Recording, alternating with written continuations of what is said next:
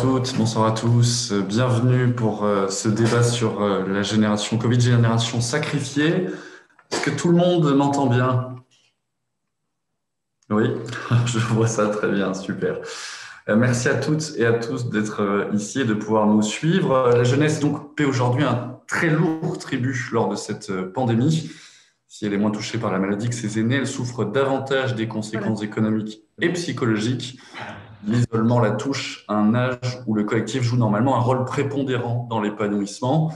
C'est dur d'avoir 20 ans en 2020, disait le président de la République lui-même il y a encore quelques mois, et les quelques 750 000 jeunes arrivant sur le marché du travail ne feront sans doute pas mentir cette affirmation. Comment casser cette spirale très sombre et ce manque de débouchés? Comment améliorer la formation, l'accélérer et construire des perspectives d'avenir solides, et comment s'assurer de mettre les générations futures en haut de l'agenda politique? Autant de questions dont nous allons débattre avec nos intervenants. Claude Roiron, délégué ministériel à l'égalité filles-garçons. Bonsoir, madame. Bonsoir.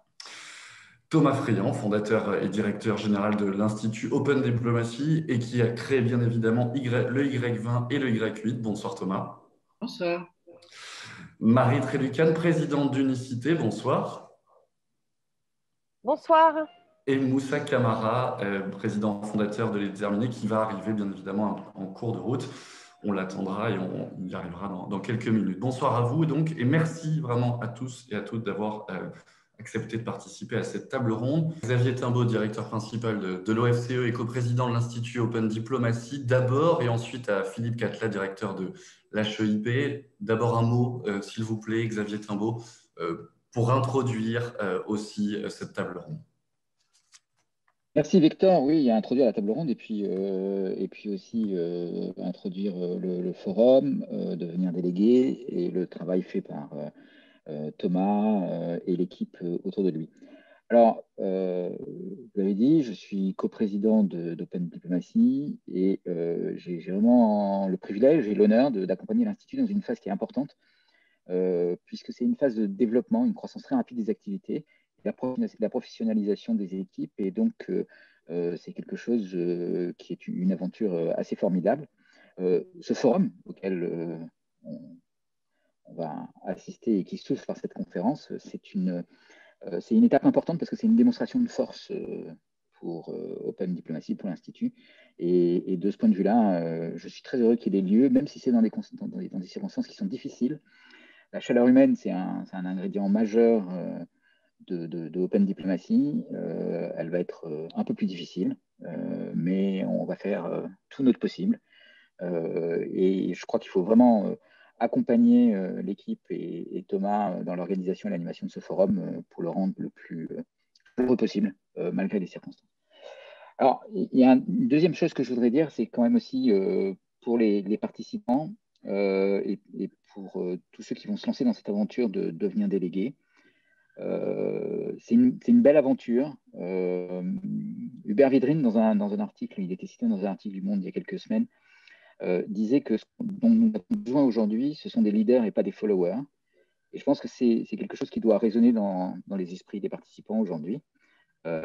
Ils vont être ces leaders et ils vont devoir faire quelque chose qui va être de définir ce que c'est qu'être un leader. Et ça, c'est quelque chose qui aujourd'hui est difficile. Alors, les perspectives sont très sombres, on parle de génération sacrifiée, tout un tas de choses qui sont fondées évidemment, mais ce que j'aimerais dire, c'est que être un leader aujourd'hui, probablement la première chose que ça veut dire, c'est que ça veut dire ne pas se résigner à cette lumière sombre. Voilà. Les générations précédentes, la mienne, ont changé le monde, et pas forcément pour le mieux. Enfin, cette génération-là, c'est celle qui va sauver le monde. Et ça, c'est une tâche qui est une tâche assez extraordinaire, qui va demander de l'imagination, qui va demander d'être des leaders. Et c'est ça, je pense aujourd'hui que ça veut dire être un leader. Alors, Open Diplomacy dans tout ça, c'est, je pense, deux grandes choses. C'est d'abord le fait qu'il y a de la diplomatie à faire et que la résolution déterminée, patiente, mais effective des conflits et des oppositions autour des sujets qui sont importants, et la question du changement climatique est une question importante, ce n'est pas la seule, mais c'est une question importante, et elle est très conflictuelle, et donc il y a un vrai enjeu, est au cœur de sauver le monde. Sauver le monde, ce n'est pas qu'une histoire de technologie, c'est aussi résoudre tous ces conflits. Et de ce point de vue-là, l'Institut Open Diplomacy il a une position qui est extrêmement importante. Il y a une autre chose dans l'Institut Open Diplomacy, c'est la partie open, et c'est l'idée que la diplomatie, elle ne se fait pas dans les antichambres, et elle ne se fait plus par les rapports de force, ou plus uniquement par les rapports de force. Et que ça doit être un processus ouvert, et dans lequel la conviction des individus, la conviction de ces leaders, leur capacité à emporter les gens avec eux par la raison, et pas simplement par une parole exubérante et irrationnelle, c'est ce qui va faire que les perspectives sombres qui sont face à nous et qui peuvent nous conduire à qualifier cette génération de sacrifiés vont être transformées en une espérance partagée. Et donc, voilà, être un leader aujourd'hui, c'est ça. Et Open Diplomacy joue un rôle extrêmement important là-dedans. C'est une tâche immense, mais je pense que c'est une tâche excitante, exaltante, et en tout cas que tout le monde soit le bienvenu pour l'accomplir. Merci beaucoup, Monsieur Timbaud, pour ces mots d'introduction. Je vais vous demander, pareil, un petit mot pour introduire cette table ronde. Philippe Catla, si vous le pouvez, c'est à vous. Oui, merci Thomas, merci Victor, bien sûr. Merci à l'équipe d'Open Diplomacy. Donc, HEIP participe, en tout cas collabore avec Open Diplomacy depuis quelques années. Merci à Thomas d'avoir participé à notre forum l'an dernier aux 120 ans, c'est une école assez ancienne. Alors, c'est vrai que le terme génération Covid, génération sacrifiée, je le trouve un petit peu médiatique, hein, si j'ose dire. Ce que j'entends aujourd'hui dans les médias me paraît toujours un petit peu exagéré, mais moi j'ai toujours tendance à essayer d'être raisonnable dans tous les cas. D'ailleurs, nous gérons donc effectivement nos étudiants, nous sommes au cœur, on va dire, de ce qui leur arrive, hein, de leur mal-être, de leur quête, de leurs inquiétudes. Je pense que la période que nous vivons actuellement est aussi le préalable de la période que nous allons vivre après le Covid. Et les véritables problèmes vont peut-être commencer pour beaucoup de jeunes aujourd'hui après le Covid que pendant le Covid. Et ça, c'est quelque chose qui me préoccupe énormément et qui préoccupe leurs parents d'ailleurs eux-mêmes. Et nous avons beaucoup ça en tête à l'heure actuelle, même si le gouvernement a agi de façon extrêmement importante et dynamique, hein, sur l'emploi, on a pas mal d'élèves en apprentissage, et là-dessus, il y a quand même des mesures qui ont été prises très positives, hein, là-dessus. Mais la sortie, le monde d'après, hein, va être complexe. Donc, 120 ans d'histoire pour HEIP, c'est vrai qu'on a connu des crises un petit peu plus importantes que celles qui nous préoccupent aujourd'hui, celles dans lesquelles nous sommes. Donc, génération sacrifiée, je dirais génération amputée, moi un petit peu, amputée de ce qui fait aujourd'hui la vie étudiante, hein, qui est quelque chose qui permet aux gens de se construire, au-delà des cours, bien évidemment, et des enseignements que l'on donne et qu'ils suivent, amputée des relations directes avec les camarades qui vont garder au cours de leur vie, d'ailleurs, hein, puisqu'aujourd'hui, moi-même, tout le monde, j'imagine, autour de cette table, nous avons gardé des relations extrêmement étroites avec des camarades avec qui on a partagé le banc universitaire à une certaine époque. Et c'est quelque chose qui va peut-être manquer, et ça, on le saura que plus tard. Aujourd'hui, c'était très difficile de connaître, de mesurer l'impact qu'on va avoir. Aujourd'hui, on a des chiffres tous les jours, hein, qui nous tombent des différents médias, nombre de gens confinés, nombre de personnes qui sont décédées, etc. Mais les aspects psychologiques, ce qui va suivre aujourd'hui n'est pas mesurable, n'est pas totalement identifiable, et nous aurons sans doute des enseignements à tirer. Pour une école qui est spécialisée comme la nôtre sur les relations internationales depuis très longtemps, nous avons des prix Nobel qui ont été enseignants chez nous, énormément de personnalités, c'est toujours le cas aujourd'hui. Ce qu'on peut regretter, c'est que c'est la première crise, on va dire, qui est dans un monde totalement mondialisé, qui est médiatisée dans un monde mondialisé.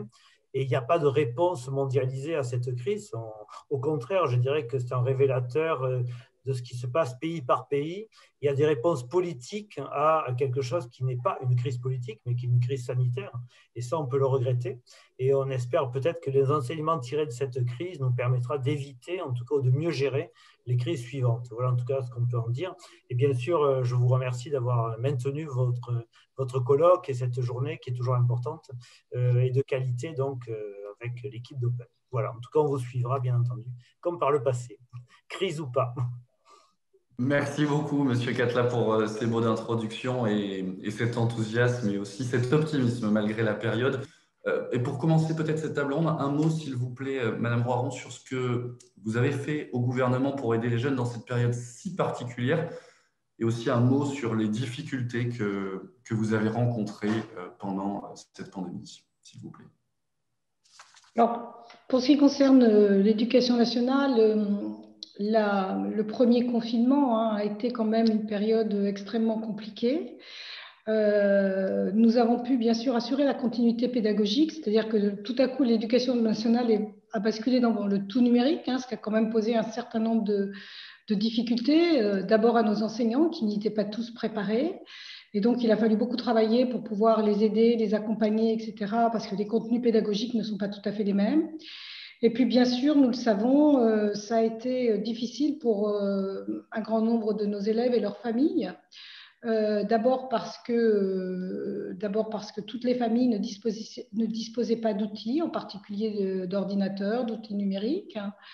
Parce que l'on sait très bien que pendant cette période-là, des violences intrafamiliales, des violences conjugales, mais pas seulement, les violences intrafamiliales ont quand même considérablement explosé. Et puis aussi tout simplement parce que 1 heure ou 2 heures de travail devant un ordinateur, c'est pas du tout la même chose que dans une salle de cours avec l'interaction avec ses camarades de classe et les enseignants. Et vous avez baptisé votre tribune Génération sacrifiée. Je ne sais pas si on peut dire une génération sacrifiée, parce que quand même, enfin, nous, dans l'éducation nationale et le gouvernement dans son ensemble, bien évidemment, on a fait en sorte que le sacrifice soit le moins grand possible. Mais en tout cas, c'est une génération qui a été mutilée de ce qui fait la jeunesse, c'est-à-dire le plaisir d'être ensemble, la sociabilité, la construction du citoyen, etc. Et donc, ça aura sans doute un impact non seulement sur les compétences psychosociales, sur l'individu, mais aussi sur son rapport à l'autre et donc sur son rapport au collectif. Donc, c'est vrai que pour nous, c'est un sujet de préoccupation et c'est la raison pour laquelle Jean-Michel Blanquer, comme vous le savez, se bat depuis, je dirais, mars 2019 pour que les écoles, les établissements scolaires, évidemment, dans les conditions sanitaires, si les conditions sanitaires le permettent, de rester le plus longtemps ouvertes. Merci beaucoup. J'aimerais à présent donner la parole à Thomas Friand. Cette table ronde, elle s'inscrit dans le cadre du forum Devenir délégué 2021. Déjà un mot pour les jeunes qui nous écoutent et avant qu'on entre dans le détail, vraiment, l'engagement au sens large du thème, quel qu'il soit, est-ce qu'il est primordial encore plus en ce moment? Est-ce que vous pouvez aussi, s'il vous plaît, revenir sur les origines du Y20 et du Y8 pour bien comprendre le cadre de ce forum, s'il vous plaît? Merci Victor. Il y a plein de questions dans la question que je vais essayer d'être méthodique. Mais avant de répondre directement à ces questions très, très précises, je voudrais simplement dire à quel point je suis heureux que Xavier, Philippe et Madame Laurent soient là pour ouvrir ce forum. Naturellement, on aurait aimé que Madame Elimas, la secrétaire d'État à l'éducation prioritaire, puisse être avec nous. Elle le regrette. Voilà, j'allais dire ça. Mais elle a des circonstances familiales difficiles et donc elle est obligée d'être auprès de sa famille. C'est ce que je voulais dire. Merci beaucoup de l'avoir signalé, Madame, et on est très heureux que vous puissiez représenter le ministère à sa place en personne pour ce débat qui est plus que contemporain, si j'ose dire. Il est même un petit peu essentiel de le conduire. Et je voulais l'excuser parce que Nathalie Elimas a accepté notre invitation au Débeauté. Et je sais que ce sujet lui tient beaucoup à cœur. Et je voulais le dire en même temps que remercier Philippe et Xavier, parce que le sujet qui nous aborde, on parle de génération Covid, de génération sacrifiée, mais il n'y aura aucune solution à cette problématique sans débat intergénérationnel. Et le fait d'avoir la ministre qui était impliquée, le fait d'avoir le soutien d'HEIP, le fait d'avoir, comme Xavier, des personnalités qui nous accompagnent dans le travail que l'on mène à bien, c'est absolument essentiel pour trouver des solutions. Alors, pour répondre à la question que vous posiez, Victor, quel est l'état d'esprit là sur l'engagement des jeunes, et en fait, c'est la même question d'une certaine manière que ce qui a amené les origines du Y20 et du Y7. J'ai eu effectivement l'extrême chance d'être à la tête de ce projet en créant le Y20 et le Y8 pendant la présidence française du G20 et du G8 en en 2011. C'est ça qui a donné naissance à l'Institut Open Diplomacy et qui, depuis, nous anime de faire participer les jeunes et plus largement les citoyens à la diplomatie, aux activités internationales, à la conception des politiques publiques. Je dis que c'est la même question de façon un peu rhétorique, mais ce n'est pas tout à fait faux, puisqu'en fait, en 2011, il faut resituer un petit peu les choses. On était tout juste en train de sortir de la tête de l'eau des conséquences économiques de la crise financière dite des subprimes. Moi, j'ai créé Open Diplomacy en étant étudiant dans une école de management où beaucoup de gens venaient en espérant pouvoir faire de la finance et se rendaient compte que même quand on s'apprêtait à se lancer dans une carrière dite royale, en réalité, on allait se prendre aussi une vague violente dans la figure. Et en fait, j'avais beaucoup de camarades de promo qui déprimaient, qui disaient qu'ils n'allaient jamais s'en sortir, jamais s'intégrer sur le marché de l'emploi. Et on était nombreux parmi les cofondateurs de l'association à se dire en réalité, il ne faut absolument pas laisser le désespoir s'installer, pas plus qu'aujourd'hui d'ailleurs. Tout au contraire, il faut canaliser cette rage qui nous anime, ce désir de vie, cette envie de retrouver un ascendant sur le réel pour pouvoir nourrir la réflexion politique, le débat politique, de propositions qui viennent des jeunes générations et qui leur assurent une voix au chapitre pour pouvoir imaginer un monde qui leur soit plus favorable. Et aujourd'hui, on est malheureusement obligé de faire un forum devenir délégué pour créer la possibilité pour les jeunes de s'exprimer dans le cadre du G20 et du G7, du Y20 et du Y7. On est obligé de le faire dans des circonstances qui sont celles qui sont. Philippe dirige HEIP, qui depuis 3 ans accueille le forum devenir délégué sur son campus. Malheureusement, cette année, il était absolument indispensable de continuer l'aventure pour pouvoir créer des solutions et en même temps de la modifier pour pouvoir lui donner naissance. Et ça ne nous a pas empêché d'ailleurs de continuer avec HEIP, qui est une école avec laquelle on travaille très, très étroitement tout au long de l'année.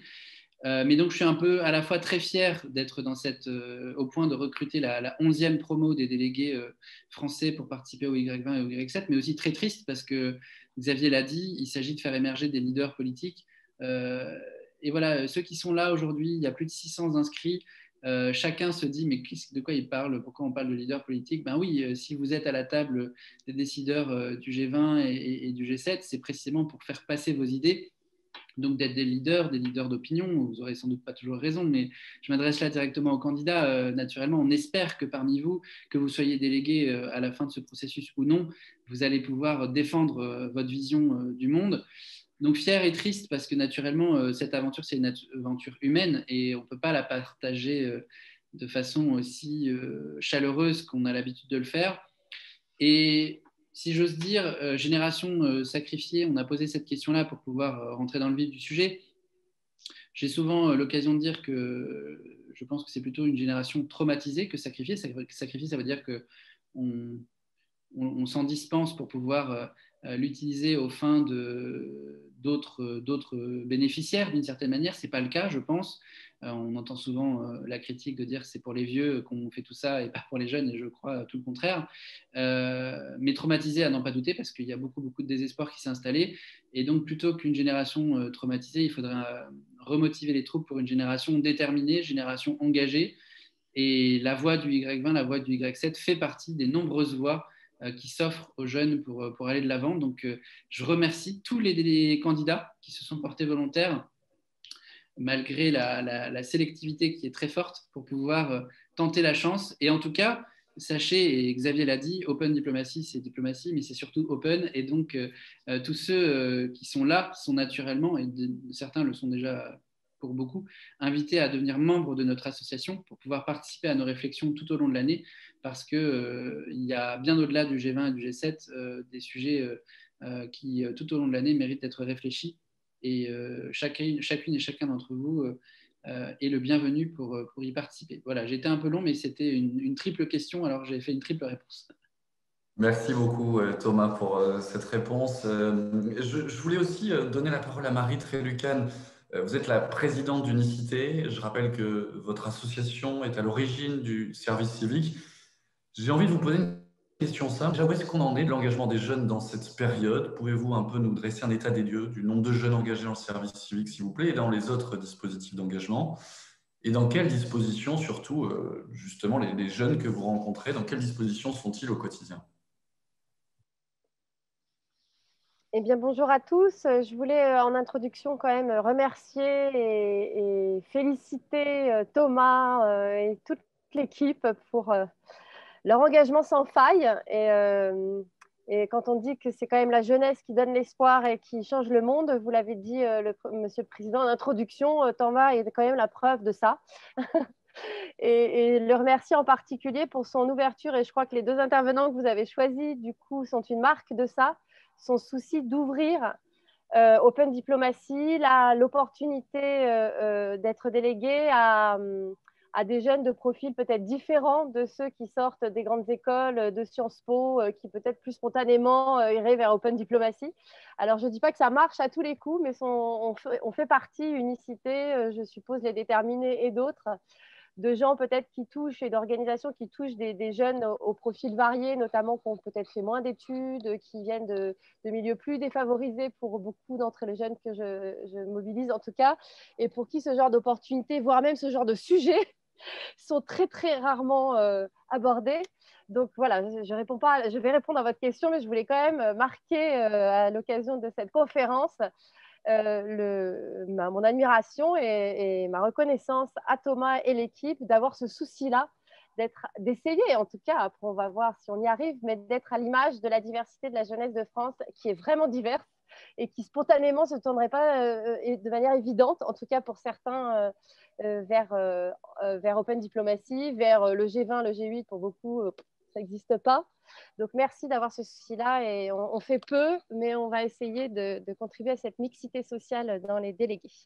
Voilà pour l'intro. Pour répondre à la question, je vous entendais, c'est marrant parce que ça montre que votre titre, il est bon, puisqu'il a beaucoup fait parler depuis le début. Les intervenants voilà, vous interpellent sur le titre. Ça veut dire que vous avez choisi un bon titre, un titre qui interpelle.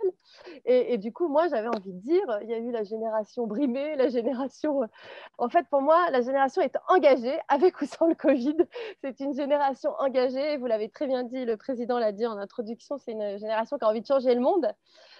Moussa dira sans doute qu'elle a envie d'entreprendre, cette génération, et c'est vrai aussi. Et donc, on le voit à travers l'engouement que les jeunes avaient avant la crise et qu'ils ont évidemment aussi pendant cette crise, voire encore plus pendant cette crise pour le service civique. Et c'est vrai, une forme d'engagement un peu particulière, puisque c'est, pour ceux qui ne le savent pas complètement, un engagement quand même quasiment à temps plein, hein. C'est une espèce d'année de césure citoyenne, 6 à 12 mois, où on est un peu comme des bénévoles, mais un peu indemnisés. On est volontaire, donc on est indemnisé par l'État en grande partie, hein, qui couvre 80% de l'indemnité. C'est le même ministère que madame ici présente, hein, évidemment. Tout à fait. De l'Éducation On a nationale. même renforcé d'ailleurs cette indemnité voilà, très récemment. Je vais le dire. Voilà. Donc, c'est une forme d'engagement qui est quand même intensive et que de ce fait est indemnisée et qui reçoit un fort engouement chez les jeunes avant la crise, donc avant qu'il y ait la Covid, etc. Et du coup, la crise sociale et économique qui s'est ensuivie pour les particuliers, on avait déjà 3 demandes par place, par poste de service civique proposé par le système. Donc, on était déjà en rade par rapport à l'envie d'engagement des jeunes sur cette forme d'engagement, alors qu'il y avait déjà en 2019-2020 145 000 places, donc jeunes qui pouvaient et qui s'engageaient effectivement en service civique, mais on aurait pu en avoir 3 fois plus au regard de la demande. Alors évidemment, avec la crise et le fait qu'un certain nombre d'étudiants, là, depuis septembre, ont fini leurs études et se retrouvent sans l'apprentissage qu'ils souhaitaient ou sans l'emploi qu'ils auraient voulu avoir dans la foulée, il y a une demande qui est explosive. Donc, on a sur certains territoires un doublement de la demande. Donc, on était déjà à 3 demandes pour une place avant la crise. Là, maintenant, sur certains territoires, pas partout, mais on est à carrément 6 demandes pour une place.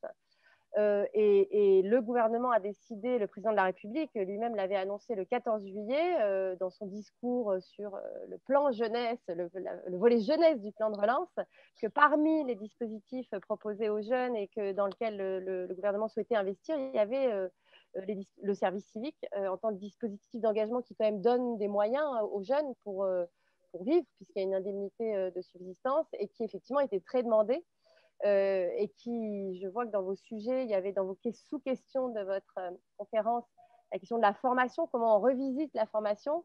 C'est vrai que toutes les données qu'on a sur le service civique depuis, ça fait 10 ans qu'il existe officiellement, Unicité l'a précédé de 15 ans, donc j'ai 25 ans de données, montrent que les compétences qu'on développe à travers une expérience comme ça d'engagement solidaire un peu intensive sont ce qu'on appelle des compétences transversales, des savoir-être évidemment, mais aussi des savoir-faire transversaux qui sont utiles et un vrai tremplin dans le monde professionnel.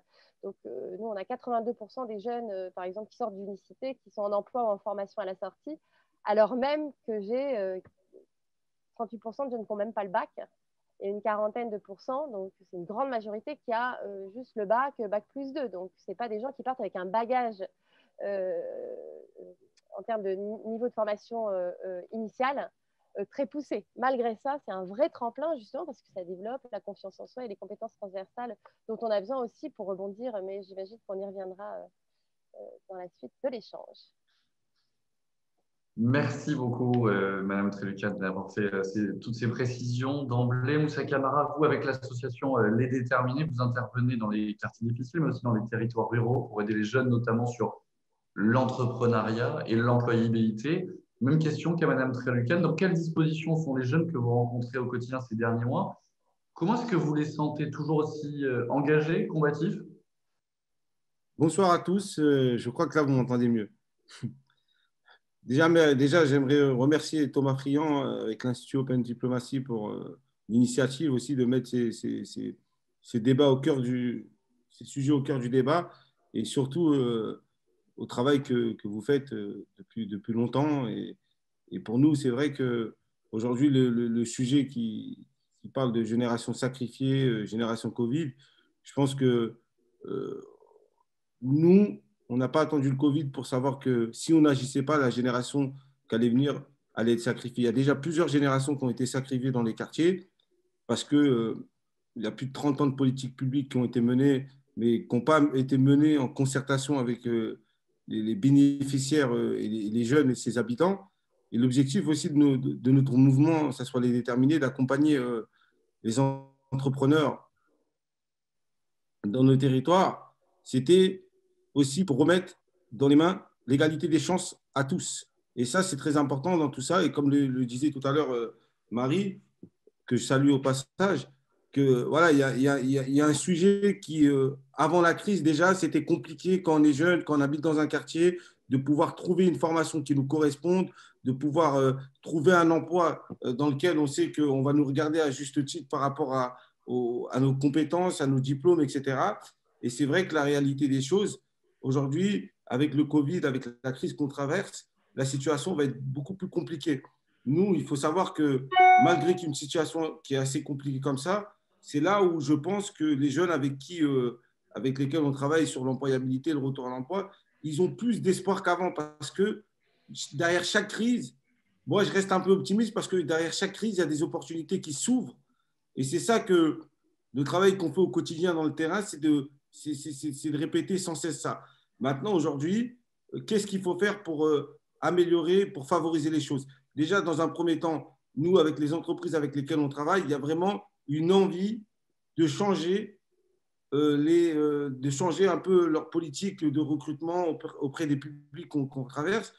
Parce qu'à un moment donné, vous savez que quand vous voyez dans les métiers de la restauration, dans les métiers de l'hôtellerie, dans certains secteurs, même dans le numérique, dans le digital et tout, il y a énormément d'emplois à pourvoir.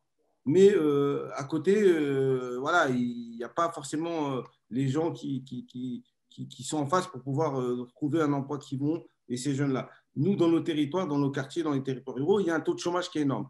Qu'est-ce qu'il faut faire aujourd'hui? C'est de la mise en relation et de la préparation des jeunes que nous, on va chercher sur le terrain, qu'on est en capacité de faire monter en puissance parce qu'on arrive à proposer des formations innovantes.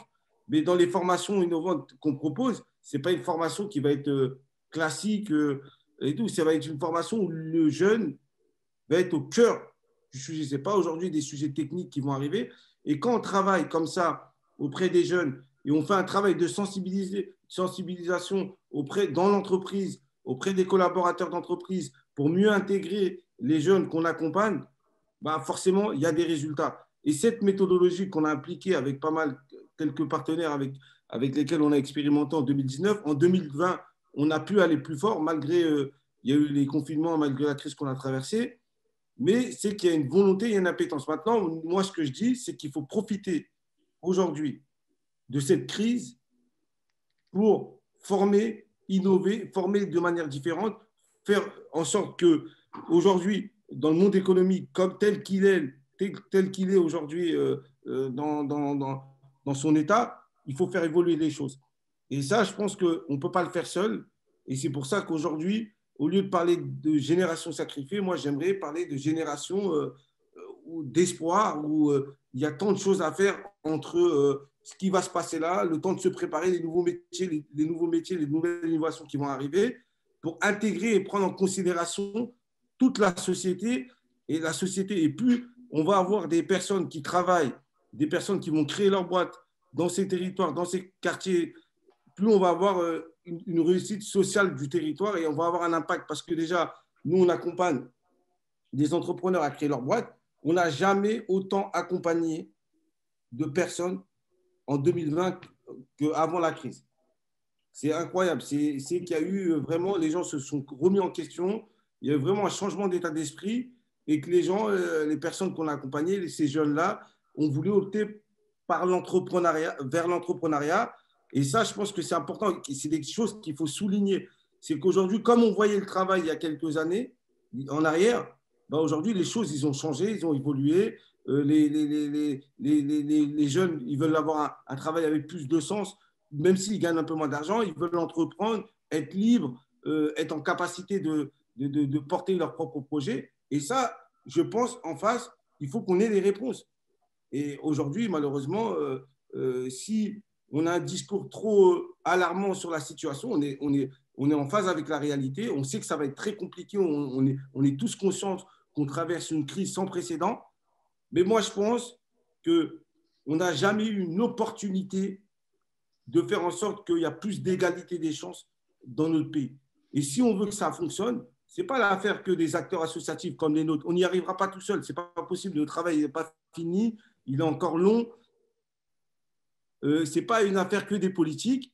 C'est une affaire de tous. Le monde économique, les politiques, la société civile, les associations. Je pense qu'on a tous un rôle à jouer pour faire en sorte que notre jeunesse, qui aujourd'hui voit l'avenir dans le brouillard, qu'on puisse éclairer ça par des choix qu'on n'a jamais été en mesure et en capacité de faire au bon moment, réinventer à un moment donné. La crise, elle nous a permis, regardez, avant on faisait des cours en présentiel, très peu de virtuel. Aujourd'hui, on a réussi à s'adapter, même si c'est assez lourd. Alors, il y a eu un sujet où à un moment donné, on disait à tout le monde d'être en visio, mais il y avait des familles, ils n'avaient même pas les moyens d'avoir un PC, un iPad pour pouvoir suivre les cours. Pour imprimer, c'était encore plus compliqué. Donc, ça nous a remis en question. À un moment donné, il y a eu des structures associatives qui ont pris le relais. Mais comment anticiper? Parce qu'aujourd'hui, il y a une crise. Peut-être qu'on va sortir de cette crise, mais dans 10 ans, 15 ans, 20 ans, il y aura une autre crise peut-être. Et là, il faudra être prêt. Alors, comment on tire les leçons de tout ça? Et ça, c'est par les actions concrètes, en comprenant qu'à un moment donné, pour réussir dans certains territoires, je pense qu'il faut mettre tout le monde, toutes les parties prenantes autour de la table pour aussi apporter des solutions. Voilà, nous, le travail qu'on essaye de faire de longue haleine. Ce n'est pas évident, mais il y a du potentiel. Et moi, croyez-moi, je le dis encore, malgré la crise, c'est l'année où tout peut basculer pour ces jeunes, dans le bien comme dans le mal. Et c'est vrai qu'il y a une crise qu'on traverse qui est compliquée, mais comme je dis, génération sacrifiée, les générations sacrifiées, il y en a eu d'autres. Aujourd'hui, si on veut que la génération qui arrive ne soit pas sacrifiée, chacun doit prendre ses responsabilités. Nous, on essaye de les prendre avec ce qu'on fait, mais d'autres doivent le faire aussi derrière. Dans ces crises-là et sur ce que nous avons fait dans l'éducation nationale pour assurer la continuité pédagogique et Et donc, pendant le deuxième confinement, assurer la présence de nos élèves et de nos enseignants dans les classes. On sait très bien que lorsqu'on en a été dans la première période du confinement, c'est-à-dire de mars à mai, on avait en particulier, Madame Elimas pourrait le dire encore mieux que moi, des familles dans les quartiers les plus en difficulté, mais aussi dans les zones rurales isolées, ou même dans certaines familles en milieu totalement urbain, des familles qui n'avaient pas les outils du numérique. Hein. Donc, c'est très bien que le Covid a aggravé ou accentué certaines inégalités sociales et donc des inégalités scolaires. Hein, nous savons très très bien, et je vous en parlais ce matin, que nous avons mis en place depuis l'arrivée de Jean-Michel Blanquer au ministère de l'Éducation nationale un certain nombre de mesures en direction des publics sociaux et scolaires les plus défavorisés, dont les fruits s'étaient déjà fait sentir et qui ont été remises en question quand même dans les évaluations que nous faisons par le Covid. Hein, voilà. Donc ça, c'est une réalité que nous mesurons du doigt, hein, et c'est la raison d'ailleurs pour laquelle le ministre, les secrétaires d'État se battent sur la question du maintien de l'ouverture de nos établissements et de nos écoles.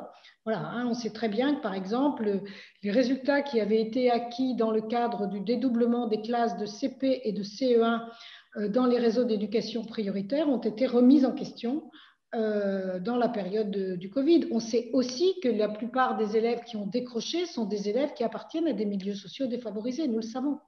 Hein, bien évidemment. Donc, cette question-là, elle est évidemment très importante, et j'indique d'ailleurs qu'il y a un signe politique fort de ce gouvernement, c'est que pour la première fois, il y a un secrétariat national à l'éducation prioritaire, ce qui n'a jamais été le cas jusqu'à maintenant. Voilà. Hein, donc, c'est un signe politique fort de l'engagement auprès de nos élèves qui n'ont pas la porosité sociale et culturelle pour pouvoir réussir immédiatement à l'école. Hein, donc, on doit les accompagner davantage et c'est ce qu'on fait. Merci beaucoup, Madame Trélucan. J'aimerais qu'on voit avec vous un petit peu, parce que M. Camara était très concret aussi dans son discours et dans son propos. Est-ce que vous avez justement, vous pouvez nous dire les leviers, quels pourraient être les leviers activés au plus vite pour que les jeunes, justement, n'aient pas le sentiment de faire partie d'une génération sacrifiée, brimée, laissée de côté? Alors, il y a beaucoup de mots qui sont échangés, mais quels pourraient être les premiers leviers activés au plus vite, justement, pour les jeunes? Je pense qu'entre les commentaires, vous m'entendez là? Oui. Ah.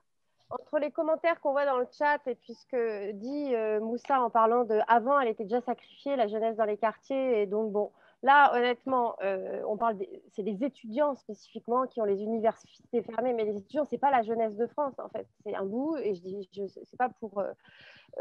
Donc, moi, ce que j'ai envie d'abord, c'est de réagir à tout ce que j'ai entendu, à la fois sur l'optimisme. Et ça, on le voit au quotidien. Je pense que Moussa le voit aussi au quotidien, et on le voit aussi dans les chiffres, dans les études. Les jeunes ne sont pas inquiets pour leur avenir, en vrai. Ils sont inquiets pour l'avenir de la société, le réchauffement climatique. Donc, mais il y a une force, il y a une envie d'action, il y a une envie d'utilité sociale, et il y a une effectivité de cette action. Dans les quartiers, ils n'ont pas attendu qu'on vienne leur chercher la main. Il se passe plein de trucs déjà. C'est juste que personne ne le voit. Les gens, ils entreprennent. Et en fait, je pense qu'on a un sujet je voyais dans les commentaires la médiatisation, on a un sujet de reconnaissance, de mettre la lumière. C'est valable pour les quartiers, comme c'est valable pour la jeunesse en général. Mettre la lumière sur ceux qui se bougent, sur ceux qui font des trucs, au lieu de mettre la lumière sur ce qui ne va pas. Donc, il y a un sujet de médiatisation de la jeunesse positive qui se bouge. Et franchement, elle est majoritaire. Moi, je ne vois du bac -5 au bac +5. Chez nous, on a vraiment de tous les milieux. C'est que des gens qui veulent bouger la société, qui pensent, parfois, ils pensent qu'ils ne sont pas capables. Ils ont envie, mais ils se demandent comment passer à l'acte. Et là, les prendre, nous, dans des équipes de jeunes en leur disant pendant 8 mois, nous, on pense que tu es capable, tu peux changer la société, on va te prendre. Et ils voient par l'action, en allant aider des personnes âgées, en allant aider des familles qui ont des enfants en situation de handicap, en allant distribuer faire des distributions alimentaires avec le Secours catholique, en allant faire ci, ça. Ils voient qu'en fait, c'est peut-être des gouttes d'eau, mais ils peuvent apporter une société meilleure. Et du coup, ils regagnent confiance en eux, et ils regagnent confiance en leur capacité d'être acteurs de changement. Derrière, peut-être qu'ils vont entreprendre, derrière, ils vont au moins trouver leur voie et avoir confiance dans le système. Donc, moi, ce que je vois au quotidien, c'est des jeunes qui éventuellement, notamment quand ils ont échoué sur les bancs de l'école et qui ont quitté l'école avec rien et avec des années derrière eux de « t'es nul mon pauvre enfant, mais quel boulet celui-là », etc. Parce que c'est comme ça qu'ils entendent parfois.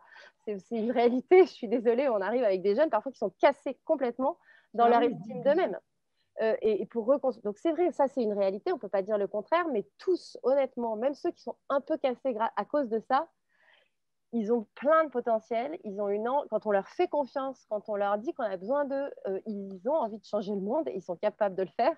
Et une fois qu'ils ont et c'est ce qu'on leur apporte à travers Unicité ou le service civique qui donne sa chance à ces jeunes-là, parce que parfois on ne donne pas sa chance à tous les jeunes de manière égalitaire, y compris dans le service civique. Les dispositifs d'engagement, en vrai, sont très socialement discriminés. Pourquoi on avait créé le service civique au début? C'était avant que ça n'existe officiellement. C'était pour donner la possibilité à des jeunes qui pensent qu'ils ne peuvent rien faire, qui sont bénéficiaires de dispositifs et qui sont dans une posture d'être tout le temps bénéficiaires et qu'est-ce que tu veux que je fasse pour changer le monde, leur donner l'occasion de pouvoir voir le contraire, qu'ils peuvent aussi être acteurs. Et en leur donnant une indemnité et un cadre un peu structuré pendant une année, on a attiré finalement plein de jeunes, bac moins, de quartiers de milieux moins favorisés, qui ne pensaient pas qu'ils pouvaient aider, qui n'étaient pas dans les statistiques des jeunes engagés, entre guillemets, et qui du coup sont venus à l'engagement et ont découvert, et derrière ils ont monté des associations, moi j'en ai, ils ont découvert, entre guillemets, l'engagement chez nous, et derrière ils ont monté un truc dans leur quartier, pour les jeunes de leur quartier, voilà, ils se sont dit, mais finalement je suis capable moi aussi de faire quelque chose. C'est hyper important, mais donc je pense qu'on a une question de mettre l'argent des politiques publiques et d'avoir dans des choses qui mettent les jeunes en mouvement, qui les mettent en action, qui valorisent ceux qui s'engagent, qui se bougent, qui entreprennent, etc. On a une question médiatique de valoriser. C'est des rôles modèles pour les autres. Quand là, c'est valable sur 15 000 sujets de diversité. Les jeunes de la diversité vont vous dire, mais s'il n'y a que des blancs, blonds à la télé qui sont... Enfin, on ne voit que dans les dirigeants d'entreprise que des blancs, par exemple, tu ne te projettes pas comme potentiel dirigeant d'entreprise. Donc, on a un vrai sujet de médiatisation, mais on a aussi un sujet d'avoir les politiques qui considèrent et qui soutiennent et qui valorisent et qui s'appuient peut-être encore davantage qu'ils ne le font sur des déterminés, sur des initiatives comme ça portées par les citoyens qui marchent, qui ont fait leurs preuves. Et Unicité, c'est ce qu'on a réussi à faire. Au départ, ce n'était pas du tout financé par l'État, il n'y avait même pas de cadre légal.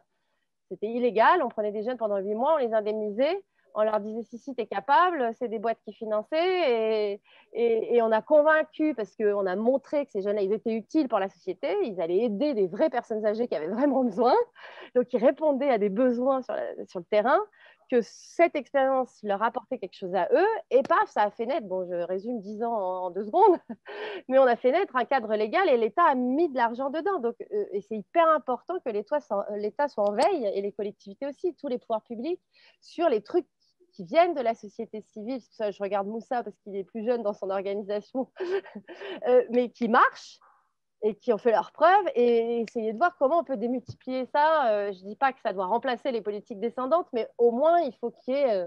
pour moi, c'est l'avenir des politiques publiques, c'est de regarder ce qui est porté par les citoyens qui savent ce qui se passe sur le terrain et qui trouvent des solutions et de les soutenir et d'essayer d'aider à démultiplier ces solutions-là. Je pense que c'est une des solutions pour l'avenir. Et les jeunes sont souvent ceux qui inventent ces solutions, entre parenthèses.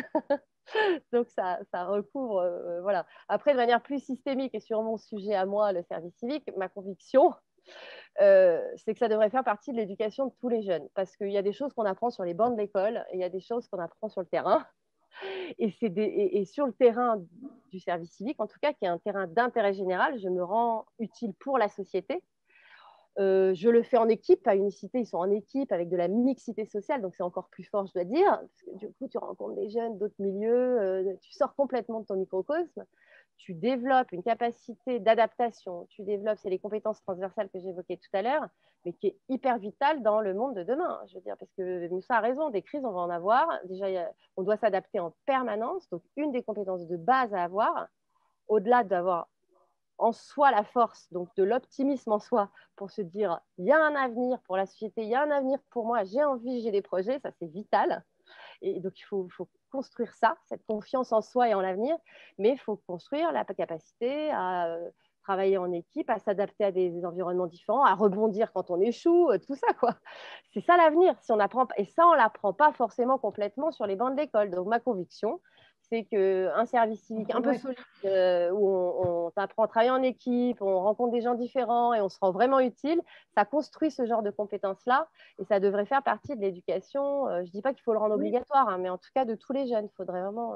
La première chose, c'est qu'il ne faut pas avoir de l'éducation prioritaire une vision négative. Car quand on regarde ce qu'est l'éducation prioritaire, c'est souvent un lieu d'innovation dans l'éducation nationale. Et souvent, ce que l'on a fait dans l'éducation prioritaire a servi d'aiguillon pour amener des transformations conséquentes dans l'éducation nationale. Hein.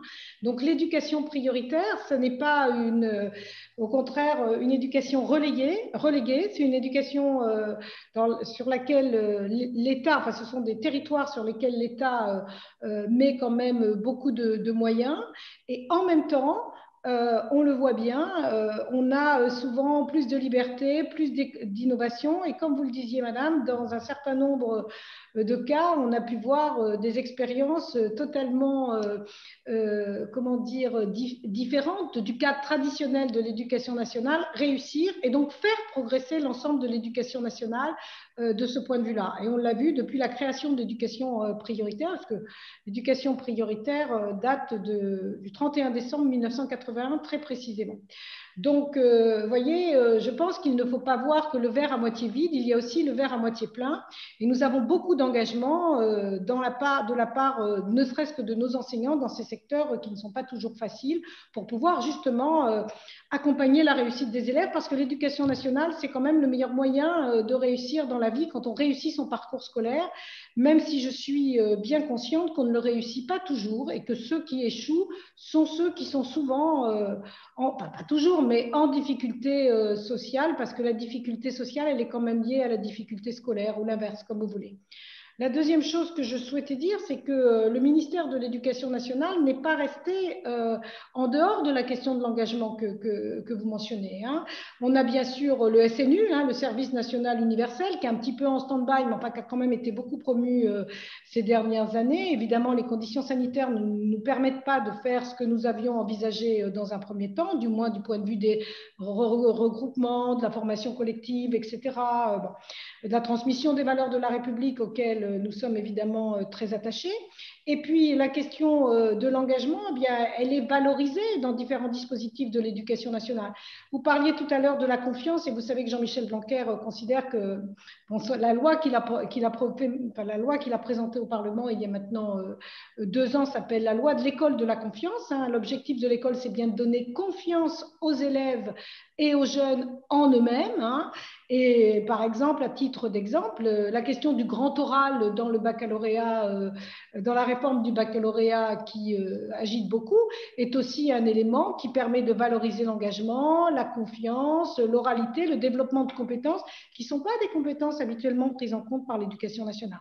Donc, il y a quand même des choses qui bougent beaucoup. On travaille aussi sur la notion d'engagement. Au sein de l'éducation nationale, on a ce qu'on appelle une partie de la démocratie scolaire. On a des délégués collégiens, des délégués lycéens. Ils participent à travers les différentes instances académiques et nationales à un certain nombre d'éléments de dynamisation de notre système éducatif, hein, autour des questions liées au développement durable, à la question de l'égalité, l'égalité des chances, la lutte contre l'homophobie, la lutte contre la transphobie, la lutte pour résorber l'inégalité entre les femmes et les hommes. Bon, vous voyez, je veux dire, il ne faut pas caricaturer l'éducation nationale. Peu à peu, nous progressons quand même, le système évolue et évidemment, il évolue sous l'impulsion, alors il évolue assez lentement, hein, l'éducation nationale c'est quand même quelque chose d'assez compliqué, mais il évolue aussi sous l'impulsion de crises comme celle que nous avons connue et moi je pense que bien évidemment la question du numérique hein, chez nous qui est quand même une question importante a progressé dans l'éducation nationale et que la crise sanitaire finalement a induit ce changement.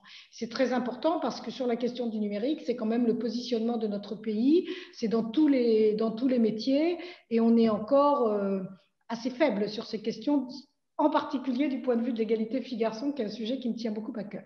Voilà. Et on en reparlera Tout à fait. tout à l'heure de l'égalité filles-garçons, c'est important. Je voudrais Oui. vous redonner la parole, Thomas Friand, parce que dans les commentaires, il y en a beaucoup de participants, je les remercie, j'en profite, ne parlent pas de cette peur justement d'engagement des jeunes, mais plus cette peur de ne pas être entendus, écoutés. Et ça, c'est, je pense, très important. Thomas, est-ce que les jeunes sont justement, selon vous, suffisamment considérés aujourd'hui par nos responsables politiques? Est-ce qu'ils sont réellement au centre des priorités? Alors, la question est un peu compliquée. J'ai deux éléments de réponse. Le premier, très rapide, c'est que si on réfléchit à l'heure pile où on se parle, compte tenu des enjeux que la crise sanitaire implique pour les jeunes, c'est-à-dire en gros les 18-25 ans, si je fais à très grands traits, je pense qu'il y a beaucoup de choses qui sont faites, beaucoup de volontarisme, mais que les filets de sécurité de la protection sociale telle qu'elle a été pensée depuis la Deuxième Guerre mondiale, grosso modo, a créé une faille dans notre système de protection qui font que tel aujourd'hui, malgré le volontarisme du gouvernement, il y a un trou dans la raquette et que ça suppose de les écouter encore plus que d'habitude. C'est juste. Et ça, ce n'est pas lié au gouvernement tel qu'il est aujourd'hui, c'est lié à l'héritage du paritarisme, la sécurité sociale, du fait que toute la protection sociale a été pensée autour du travail et pas autour des études, parce que grosso modo, à partir du moment où vous quittiez votre foyer, vous étiez travailleur et donc vous étiez protégé par la sécurité sociale. C'est très juste. L'enjeu, c'est, si je dézoome un tout petit peu, Victor, parce qu'on voit, hein, l'alerte est quand même très dure. Hein, le nombre d'étudiants qui se suicident, les messages de désespoir qu'on lit sur les réseaux sociaux. Moi, je suis hyper sensible à ça, et c'est ça qui fait la détermination de mon engagement avec Open Diplomacy et plus largement à travers Open Diplomacy pour donner la parole aux jeunes. C'est que pour que les jeunes soient écoutés, il y a quelques conditions. Certaines dépendent des jeunes, d'autres ne dépendent pas des jeunes. La question que vous posiez, Victor, c'est est-ce que, grosso modo, les politiques tendent l'oreille? Il y a 10 ans, quand j'ai créé le Y20 et le Y7, je n'avais pas trop l'impression que l'oreille était hyper tendue. Mais n'empêche que le candidat qui a battu la candidate à l'élection présidentielle qui faisait la campagne pour la démocratie participative, qu'on reçoit demain, Ségolène Royal, c'est quand même lui qui a donné naissance à ce système participatif à l'échelle du G20. C'est sous le patronage de Nicolas Sarkozy que cette instance participative a vu le jour. Et donc, ça a quand même un peu donné de l'espoir parce qu'on s'est dit peut-être qu'à ce moment-là, il y a quelque chose qui est en train de se développer. Et à travers le temps et à la force de la détermination des jeunes, et je souscris totalement à ce que Marie et Moussa ont dit, les jeunes sont hyper engagés, hyper volontaires, hyper sur le terrain, hyper en phase avec la réalité. Un jeune. À force de ça, je pense que l'oreille politique s'est de plus en plus tendue. Il n'en reste pas moins qu'aujourd'hui, il y a quand même une part du job qui repose sur les jeunes eux-mêmes. Et quand je dis les jeunes, ce n'est pas pour leur donner la leçon, je me mets dedans. C'est vrai pour tous les citoyens, mais je pense que c'est encore plus vrai pour les jeunes parce que, par définition, on est considéré comme pas encore assez mûr, pas encore assez formé, pas encore assez éclairé, etc. Il y a plein de suspicions d'illégitimité. Et donc, d'une certaine manière, pour pouvoir être écoutés, les jeunes ont besoin de faire un tour de force, même si la politique s'ouvre de plus en plus à eux. Et c'est là où Open Diplomacy, on a un job. Dans le cadre international, de la même manière que pour Moussa, c'est dans le cadre de l'entrepreneuriat, de la détermination dans le monde économique, dans la même manière que pour Marie, c'est la place des jeunes dans toute la solidarité, dans toute la cohésion sociale, dans toute la cohésion territoriale aussi. Nous, notre job, c'est de cultiver cette capacité d'impact chez les jeunes qui s'intéressent à l'international. Et pour ça, avant de répondre, d'expliciter les qualités qui sont nécessaires et qu'on cherche à cultiver avec les jeunes, et en particulier ceux qui sont là aujourd'hui pendant ce forum Devenir délégué pour se donner une chance, et j'espère en tirer des enseignements, quand ça marche, ça a de l'impact. Je vais vous donner un exemple que j'ai vécu moi. Et si honnêtement, on ne s'était pas battu pour ça, aujourd'hui, à l'instant où on se parle, il n'y aurait pas de live sur Zoom pour pouvoir nous parler de l'avenir des jeunes, de la génération sacrifiée. Cet exemple, il date de 2014, quand le G20 était présidé par l'Australie. On est dans une période un peu bizarre où il y a des débats qui commencent à émerger sur la neutralité du net. Et la neutralité du net, c'est quoi? C'est ni plus ni moins l'idée de se dire qu'en fonction du forfait que vous avez payé pour avoir accès à Internet, plus vous payez cher, plus vous avez un débit qui est élevé. Et en gros, si vous ne payez pas, vous n'avez pas un accès équitable, égal aux autres pour pouvoir aller sur Internet. Je vous laisse imaginer ce que ce serait la gestion de la crise du coronavirus et la cohésion sociale aujourd'hui si on n'avait pas tous un accès équitable à Internet. Je vous souhaite bon courage pour trouver une solution politique à ce problème. Et en fait, en 2014, le débat commence à monter. Au Parlement européen, il y a quelques députés qui commencent à vouloir se battre pour, mais ce n'est pas trop à l'agenda. Et avec les jeunes du Y20, on décide de faire de ce cheval de bataille, c'est-à-dire un accès équitable à Internet, on décide d'en faire un cheval de bataille et de le mettre au frontispice des propositions qu'on fait remonter au Premier ministre australien et à travers lui à ses collègues du G20. On a eu une chance inouïe, c'est que Barack Obama, qui a senti le coup venir du côté américain, s'en est saisi et a tapé du poing sur la table et a dit « Ok, les fournisseurs d'accès à Internet américains, s'ils font le moindre faux pas dans cette direction, on les dézingue. » Et la neutralité du net, quand les Américains s'engagent, ça ne bouge pas. Eh ben, je ne sais pas si ce succès-là, il ne dépend que du Y20. En tout cas, je suis fier que des jeunes qui se sont engagés parce qu'ils ont senti le problème monter aient pu dire à ce moment-là, alerte rouge, si on revient sur la neutralité du net, qui est un des fondements d'Internet, alors on rompt un principe d'égalité qui est extrêmement utile au bon fonctionnement d'une société qui est en train de vivre la révolution numérique. Et donc, je reviens un petit peu à ce que je disais, qu'est-ce qui dépend des jeunes d'une certaine manière pour obtenir ce niveau de résultat. Je voudrais développer là-dessus parce qu'il me semble que c'est un peu le rôle d'Open Diplomacy. De la même manière qu'avec sa force de conviction, Moussa et son recul, Marie ont partagé ce qui fait le succès des jeunes qui sont en service civique, des jeunes qui entreprennent dans les banlieues. Moi, je peux vous dire ce qui fait qu'on recrute un délégué ou une déléguée ou pas.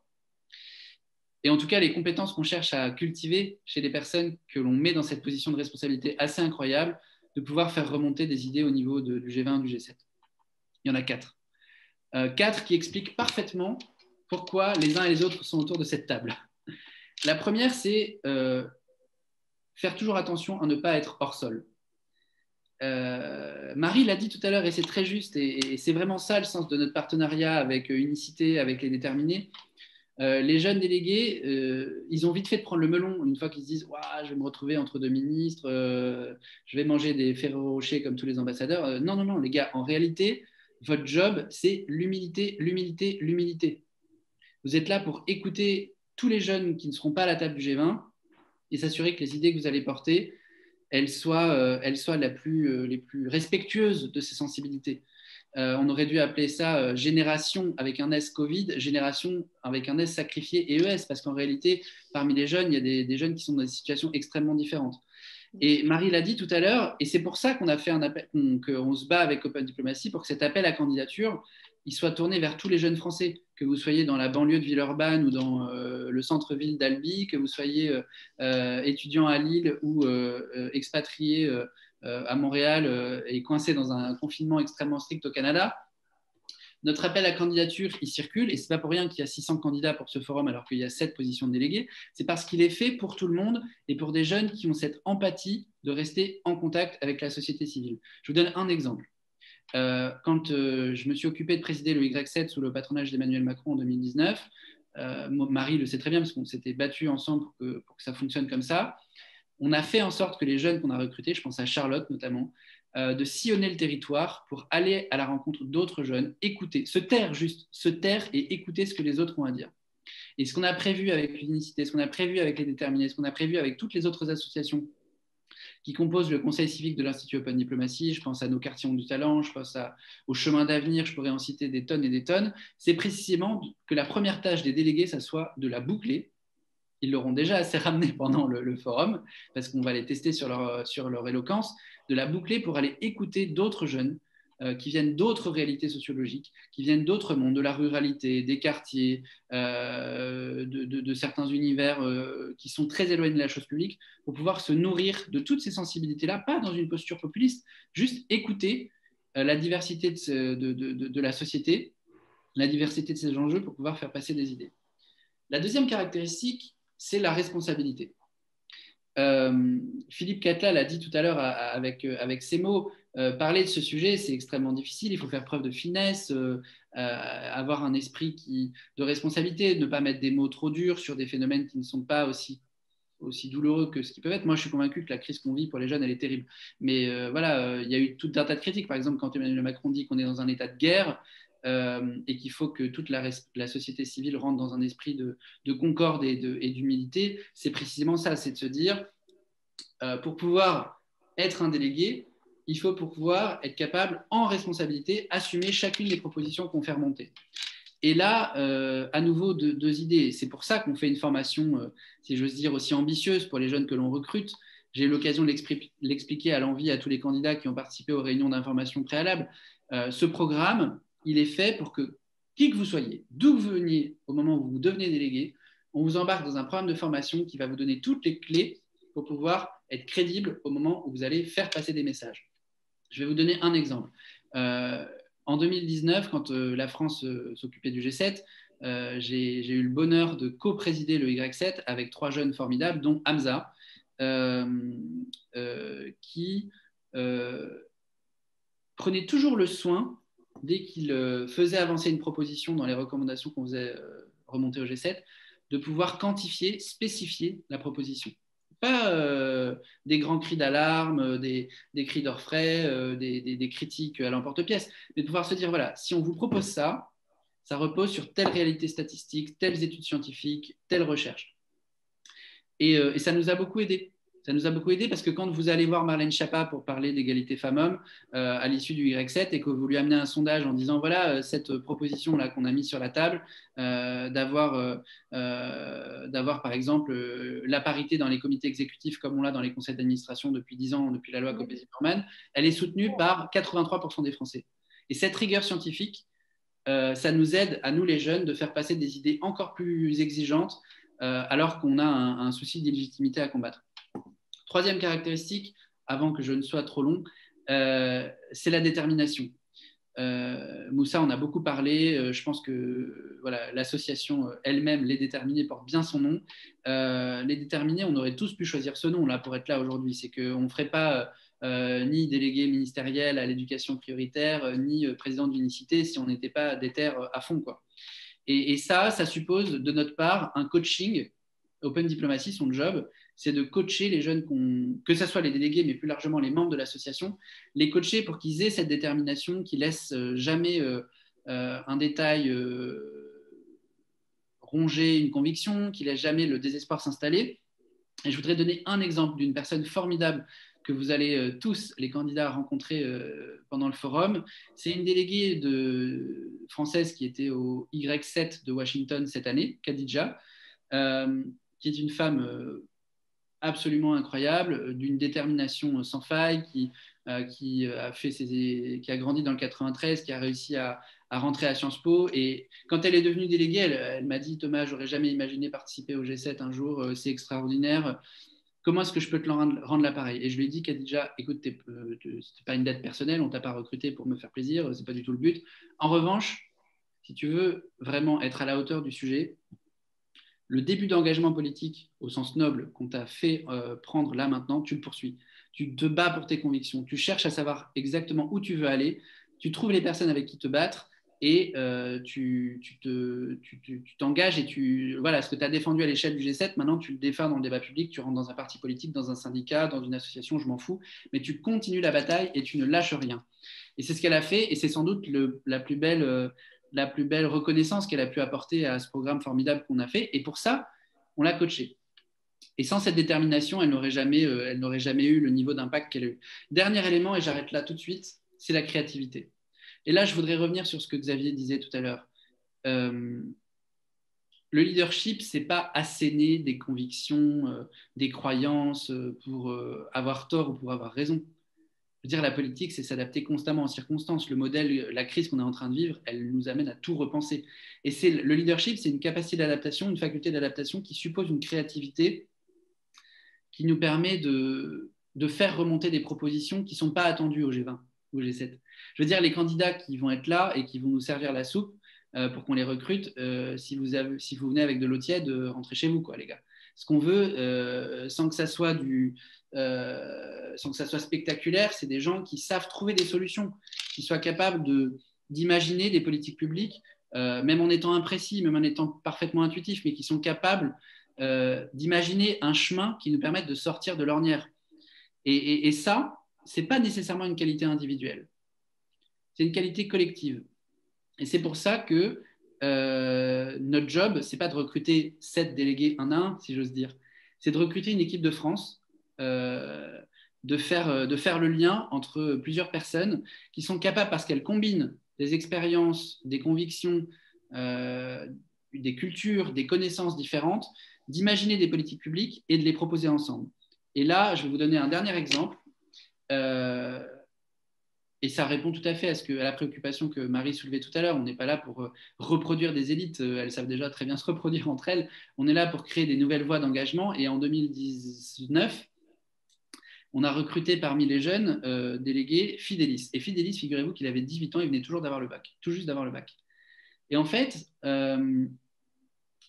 Fidelis, qui était franco-camerounais, un jour, il se trouve être dans une ville où le président de la République fait un déplacement présidentiel. Ok, fine, enfin, ça arrive à plein de gens, il se déplace beaucoup, le président. Et il se débrouille pour l'approcher et il l'interpelle sur le franc CFA. Il lui dit, Monsieur le Président, votre politique africaine, c'est n'importe quoi. Le franc CFA, c'est un boulet d'étranglement pour l'Afrique. Bon, il se trouve que Macron avait lui-même déjà des idées très arrêtées sur le sujet et tout à fait compatible avec ce que celui-ci lui disait. D'ailleurs, le franc CFA s'est arrêté depuis. Et il lui dit, mon petit gars, ok, tu as l'air d'avoir des idées très intelligentes pour faire avancer le schmilblick alors que tu n'as que 18 ans.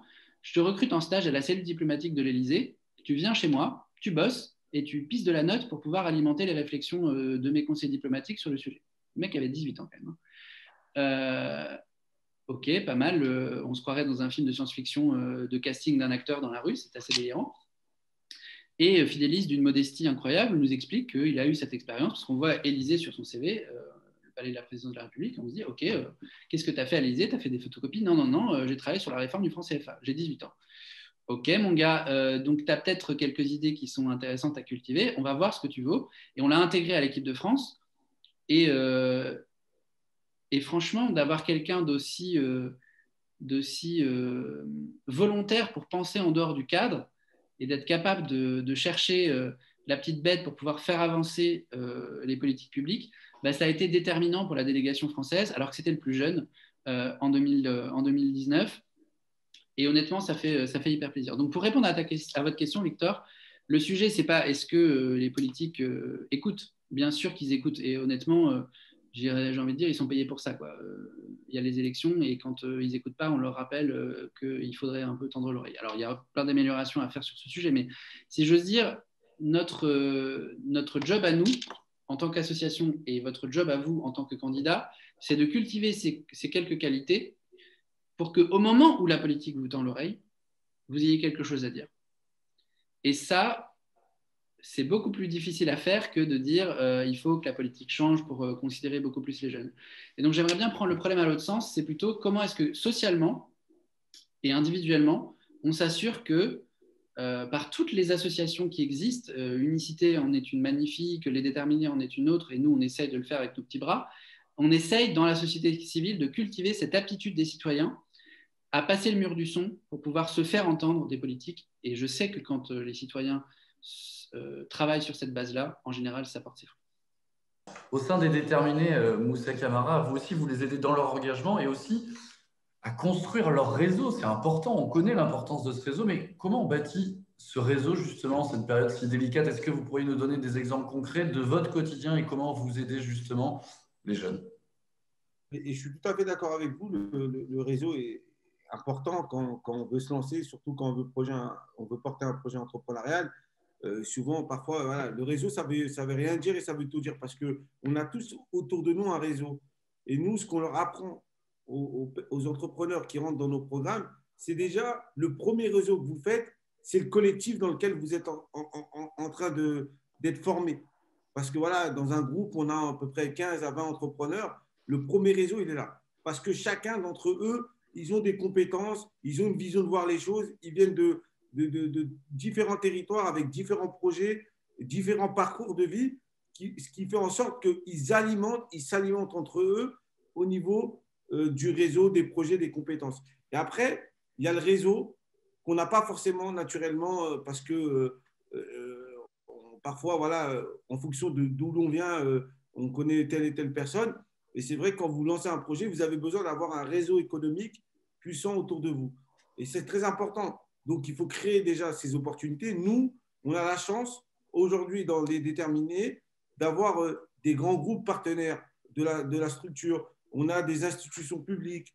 On a aussi des grands entrepreneurs qui ont réussi, des entreprises, des gens, en fait, dans différents niveaux. Et c'est des réseaux pas, c'était pas nos réseaux naturels au départ. Quand on travaille avec des juges consulaires du tribunal de Paris pour intervenir auprès des entrepreneurs, pour leur apporter un peu d'expertise, pour décomplexifier la création d'entreprises, au cas où ils ont des problèmes, comment assurer ces problèmes-là. Quand on a, lors des comptables, des experts comptables avec nous, ça aussi, ça fait partie du réseau. On a des banquiers, on a aussi des fiscalistes, des gens de fonds d'investissement et tout. Et tout ça, en fait, le fait d'organiser des rencontres, d'organiser des sessions, des masterclass aussi avec des entrepreneurs, bah, tout de suite, il y a les a priori qui tombent des deux côtés. Parfois, il peut y avoir des préjugés, des choses comme ça et tout. Donc, on déconstruit tout ça rien qu'avec ces rencontres.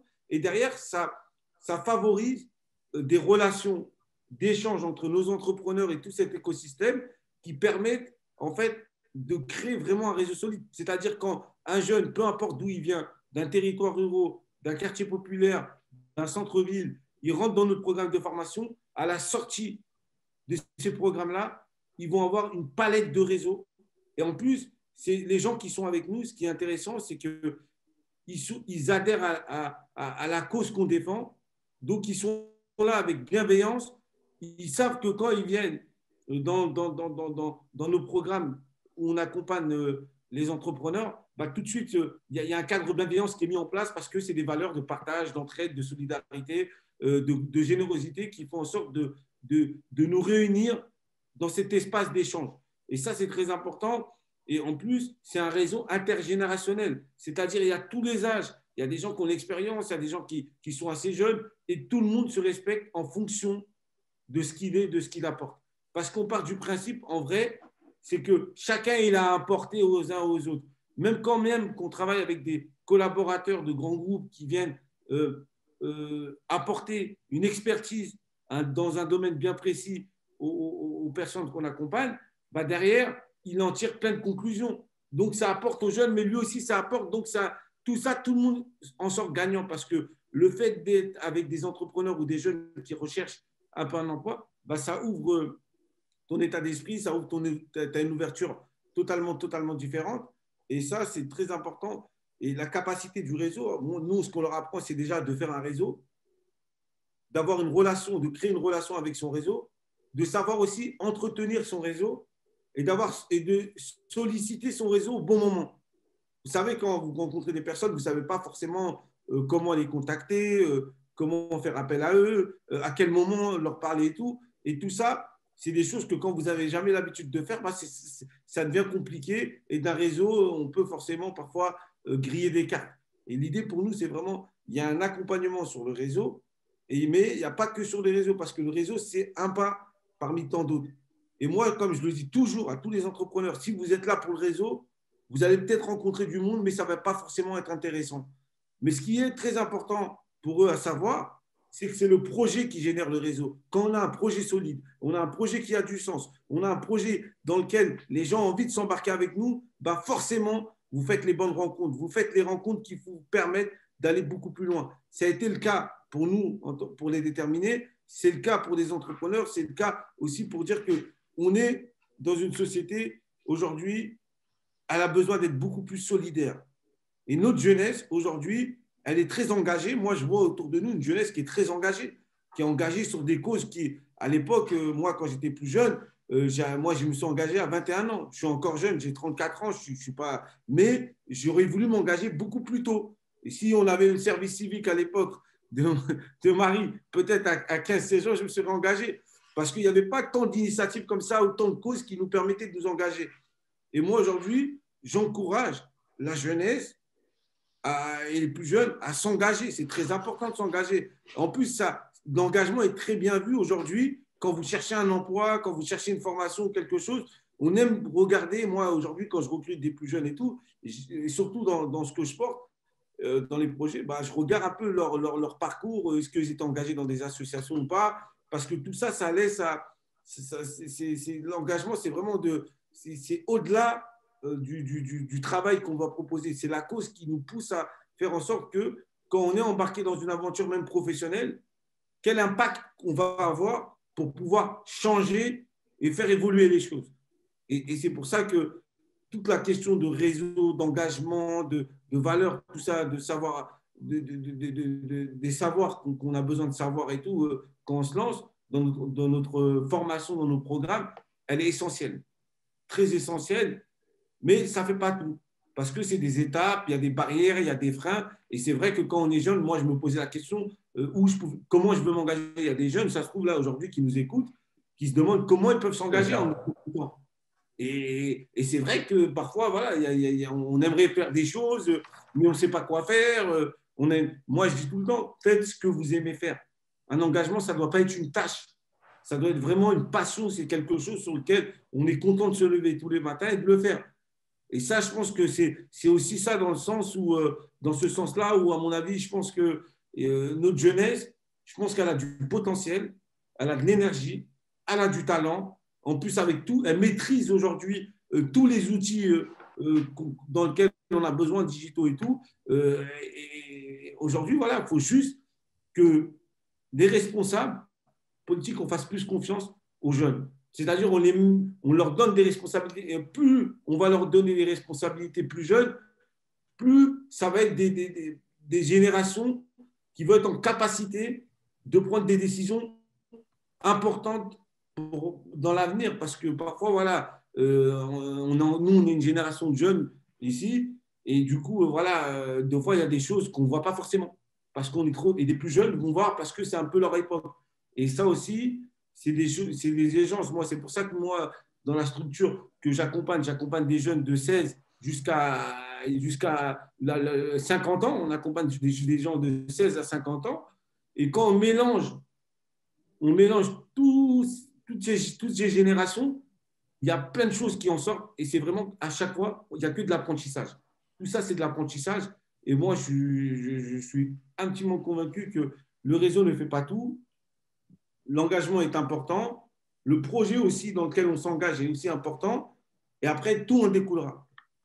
Merci beaucoup, Moussa Camara. Alors, le problème, c'est qu'il y a beaucoup de questions, mais le débat touche bientôt à sa fin. Je vais vous redonner la parole, Madame Roiron, parce que justement, en parlant de l'engagement, il y a quelque chose qui vous tenait aussi particulièrement à cœur, c'est bien évidemment l'égalité filles-garçons, femmes-hommes. Et j'aimerais aussi que vous nous en disiez un mot, parce qu'il y a matière aussi, là, dans ce domaine, à faire beaucoup plus. Oui, sans aucun doute. Vous parliez tout à l'heure, les uns les autres, de rapprocher le monde de l'école et de l'entreprise. Il y a déjà des choses qui sont faites dans l'éducation nationale, hein, bien évidemment.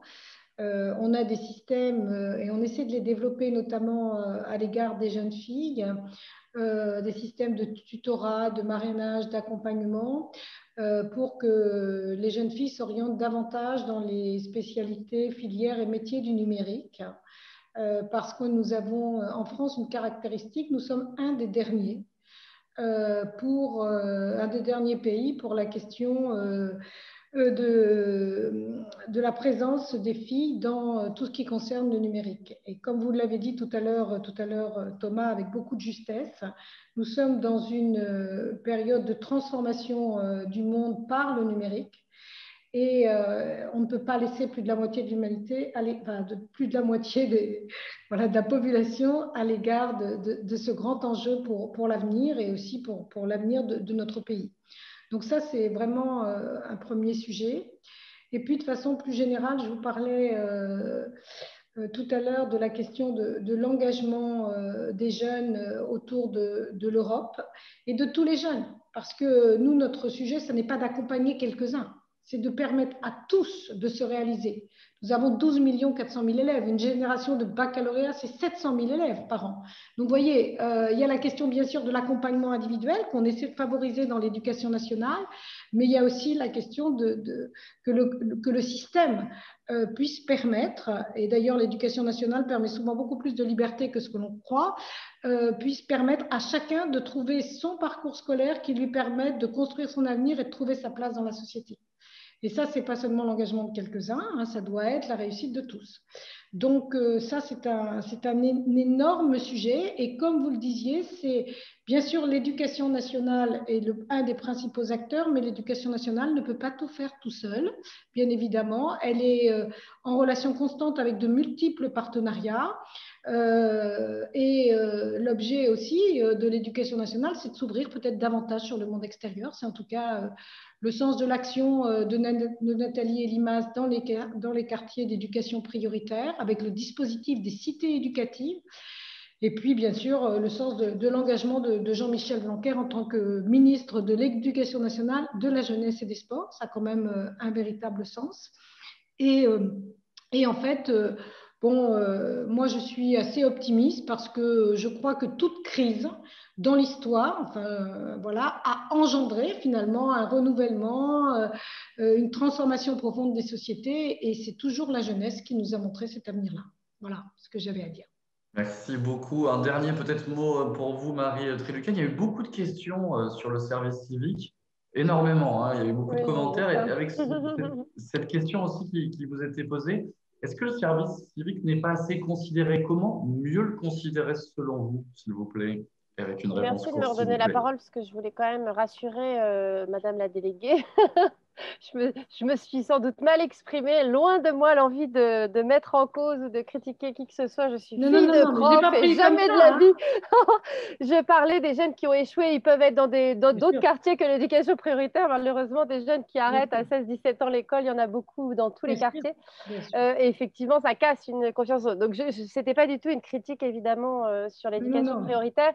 Effectivement, dans le chat, il y a eu beaucoup de questionnements sur la généralisation, obligatoire, pas obligatoire. Et j'avoue que je suis assez en phase avec les propos majoritaires qui disaient d'ailleurs le terme d'engagement. On s'engage, c'est une volonté. On s'engage, c'est un acte d'engagement. C'est en soi volontaire. Donc c'est vrai que les questions d'engagement obligatoire, c'est limite contradictoire. Donc je suis plus pour effectivement valoriser, et il est très peu valorisé. Après, il est beaucoup plus qu'il y a 25 ans, quand on a commencé, le service civique n'existait pas. Quand Moussa aurait pu faire une cité, mais pas le service civique. Effectivement, il est trop vieux. Mais ce n'est pas encore ancré, en fait, ni dans les propos au niveau de l'éducation nationale. C'est vrai c'est vraiment de mieux en mieux, mais il y a encore des élèves qui sortent. Bien sûr, on a encore des décrocheurs. Voilà, sans savoir que le service civique existe et qu'ils pourraient le faire. Ils n'ont pas eu cette information-là. C'est vrai que c'est dommage en termes d'opportunités données aux jeunes qui ne sachent pas que, mais même à 16 ans, on peut Mais la crise a permis une impulsion de cela. Hein. La crise sanitaire a permis une impulsion et une plus grande adhésion finalement des jeunes au service civique, hein, qui se sont rendus compte quand même de l'intérêt du dispositif. Donc là, la crise a joué un rôle extrêmement positif. Voilà. Mais c'est vrai que c'est important que les jeunes dès 16 ans, vers 15, quand ils décrochent, sachent que c'est aussi pour eux et pourquoi pas faire ça là maintenant. Et à mon avis, essentiel plutôt que les laisser. Et ça, on a un sujet d'information qui est majeur, honnêtement, pour éviter qu'ils aillent et qu'ils se perdent et qu'après on les perde de vue. Comment le généraliser? Comment généraliser parce que le service civique, moi, j'en ai vu les bienfaits. Et aujourd'hui, c'est vrai que nous, on a pu récupérer plein de jeunes qui étaient parfois en décrochage ou par le service, ils n'étaient pas prêts à aller à l'emploi, mais on leur a donné des missions par le service civique. C'est une première porte, ça les responsabilise un petit peu avant l'emploi. Et c'est vrai que nous, on a la chance de le faire dans notre périmètre. Mais j'imagine, il y a des jeunes, parfois, ils n'ont pas forcément, dans des régions où parfois je me déplace dans la France, parfois, il n'y a pas de tissu associatif local. Donc, il y a des jeunes en particulier le monde rural, ça c'est un sujet, et qui n'ont même pas accès au service civique. Ça veut dire comment le rendre beaucoup plus national, même à des jeunes qui n'ont pas à côté d'eux des structures associatives dans lesquelles, parce que ça met un bon pied à l'étrier. Il y a combien de services civiques qu'on a recrutés, nous, à la fin du programme? Et quand il y en a plein, ils se sont retrouvés à recruter. Ils ont plein d'associations. Ça marche. Je ne vais pas pouvoir répondre à la question de Moussa dans les 1 minute qui reste à la conférence. En revanche, il y avait des interpellations sur la qualité du service civique dans le chat, là, et c'est vrai. Il faut qu'on généralise. Je suis absolument convaincue et il y a plein de… Je répondrai à Moussa en off sur cette question, comment on généralise. En revanche, il faut qu'on veille à ce que ce soit bien un service civique, effectivement, et une expérience enrichissante pour le jeune et éviter les dérives. Donc, on a un enjeu qualité-quantité, on va dire ça, et accessibilité à tous, qui c'est le trépied sur lequel il faut qu'on développe le service civique. Mais je suis absolument convaincue que c'est possible de généraliser tout en préservant la qualité. Oui, en le liant par exemple à la question du décrochage scolaire de façon beaucoup plus étroite. Voilà, et certains disaient, mais on pourrait faire un truc court, obligatoire, et ensuite, ou peut-être une idée aussi que je trouve intéressante, c'est un parcours citoyen, ou je ne sais plus comment vous l'avez appelé dans le chat, mais dès le plus jeune âge, en fait, de valoriser l'engagement. Ça existe. Dans l'éducation nationale, il y a un parcours citoyen dès le premier degré. Ça existe. Voilà. Oui, j'y avais, ça date de l'ancien quinquennat et je me souviens très bien qu'on mais bon, c'est pas encore complètement développé. Ça marche pas partout, comme le service civique, voilà, c'est pas encore généralisé. Ça peut être utile. Vous voyez, l'éducation nationale propose énormément de dispositifs qui sont parfois pas toujours utilisés de la même façon, qu'on peut approfondir, etc. C'est un monde complexe. Ok, merci beaucoup. Il manque encore quelques clés, peut-être quelques réponses aussi, mais on l'a bien compris, pas du tout d'engagement au sein de notre jeunesse. Vous en êtes la preuve et vraiment un grand merci pour votre participation ce soir. Cette table ronde touche à sa fin. Merci beaucoup aussi aux participants d'avoir suivi cette conférence d'ouverture de ce forum Devenir délégué et d'avoir nourri ce débat avec vos nombreux commentaires et vos nombreuses questions. Je n'ai pas pu malheureusement toutes les relier, mais je vous encourage à continuer tout au long de ce forum Devenir délégué. Ce forum, justement, il continue demain. Et tout ce week-end, rendez-vous demain à 14 h pour la conférence Climat, lanceuse d'alerte, première victime, grandes héroïnes. Où sont les femmes? Avec une question, justement, on essaiera d'en reparler. Merci beaucoup à vous toutes et à vous tous. Bonne soirée.